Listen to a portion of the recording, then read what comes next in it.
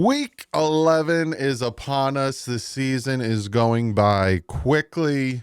We are now in the second half of the season, and I'm going to give you my picks.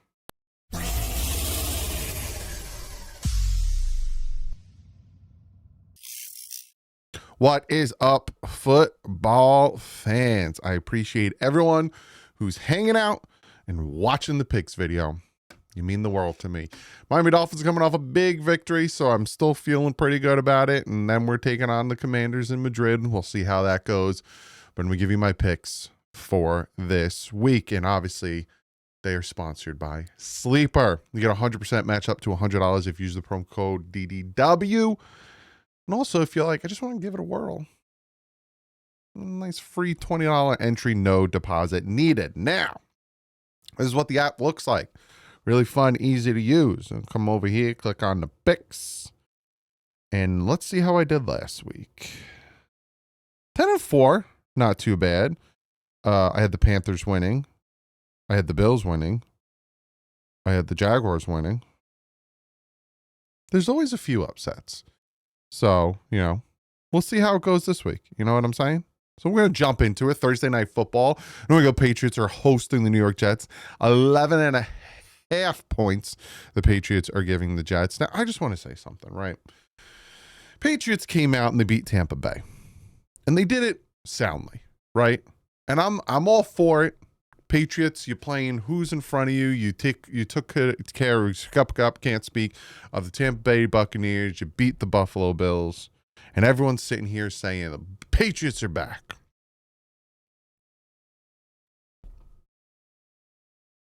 Let's wait. Let's wait and see, right? Because I wouldn't be shocked if they were one and done in the playoffs. And then they're going to be facing hard opponents next season, especially if they win the East. Now, hey, cool. Mike Vrabel, first year as the Patriots head coach, not your first year as a coach. Drake May doing fantastic things. I'm not ready to crown him as back. I might just be a hater. Obviously, I'm a Dolphins fan. That's just where I'm at right now. So they're obviously going to smack the crap out of the New York Jets, but I would love a shocking win here. But I think they win by like 2 touchdowns. I think it's like a 14-point win. So even with the spread, I'm going with them. Then we have the Madrid game. The Miami Dolphins hosting the Commanders, but they are in Madrid. So technically these next 3 games, because they have a bye after this, we're supposed to be 3 straight home games for the Miami Dolphins, because then they are home for the Saints. I will give you my full breakdown and my prediction on this one on a Friday with my preview video. But this one's interesting, especially with the injuries and the suspensions that Washington's taking on. Well, kind of interesting. Then we have the Atlanta Falcons hosting the Carolina Panthers. The Falcons are giving 3.5. Now, the Panthers got beat by the Saints, and the Falcons could have won their game. They could have won their game. I think it was against the Colts, but for some reason, they just stopped using Bijan Robinson. And obviously, Jonathan Allen had what? Not Jonathan Allen. Jonathan Taylor had 200 and something rushing yards. I'm going with the Panthers in this one. I don't know. I just, both of them have good running backs. And the Falcons have just really been crap in the bed lately. I'm going with the Panthers in this one. Could be wrong, but I'm going with the Panthers in this one. Then we have the Tampa Bay Buccaneers taking on the Buffalo Bills. Buffalo got smacked by the Miami Dolphins. It's been a long time since the Dolphins beat Buffalo, but to beat them like they did and not just win by 3 or a touchdown, but by winning by multiple, scores, this Dolphin fan is happy. And then Tampa Bay losing to the New England Patriots. I think I think that Buffalo comes back with a vengeance. I think they're going to be pissed. They are playing at home as well, so they're not going to have to deal with the heat. Such a cop-out answer from Russo. He played in Miami, just so you know, as well. That's where he went to college. And he was talking about, this is hot, and the heat takes a factor. I don't want to make any excuses. It's an excuse, but I'm going to go with Buffalo. I think they're going to come back, and I think they're going to win this one big. Then we have the Chargers taking on the Jaguars. I'm going with the Chargers in this one. Again, I'm not going to, there are some teams that have getting very cushy schedules, and you can't hate them for who they're playing in front of them. But a lot of these teams, I'm waiting to see what they do in the playoffs, right? What does New England do in the playoffs? What does the Chargers do in the playoffs? Especially the Chargers, right? Justin Herbert is a fantastic quarterback, a top 10 quarterback in the NFL. He's doing some really good stuff this year, making some ridiculous throws. But his big stigma is winning those playoff games, right? Because there's been multiple times he's been in the playoffs and he's thrown multiple interceptions and hasn't scored any points in the second half. So it's going to be very interesting to see what they do when the postseason comes. But obviously, I think even giving 2.5, I think they beat the Jaguars. Jaguars are kind of struggling a little bit there. Then we have the Chicago Bears taking on the Minnesota Vikings. The Vikings are giving 2.5 to Chicago. JJ McCarthy talking about, when I get on the field, my alter ego 9 takes over. Just the most cringy thing I've ever heard in my entire life. Chicago, is just Chicago at this point. What defense is going to show up for Minnesota? Which offense and which Caleb Williams is going to show up for Chicago? Minnesota's home, but again, JJ, is he going to play like the JJ that won and talked about his alter ego coming out, or is he going to play like JJ last week where they lost to the Baltimore Ravens? I think I'm going to go with Chicago in this one. I'm taking a lot of risky picks, but we'll see how that pans out. Then we have the Green Bay Packers heading to my neck of the woods, New Jersey, to take on the Giants. Green Bay giving 8.5. Giants coming off a loss, and they have fired Brian Daboll. And Green Bay coming off of a just sad loss, right? Your defense held the Eagles to 10 points, and your offense could do nothing. I think this is going to be a close game, so I'm going to take Green Bay. But with that 8.5, I would take the Giants because I still like the Giants defense and I still like what they could do in this game.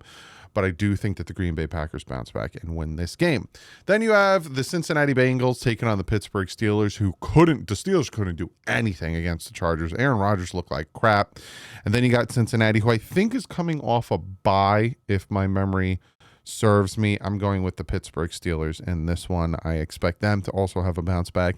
But that 5.5, I would go with Cincinnati because Cincinnati could still score some points, and Joe Flacco is playing very well for Cincinnati.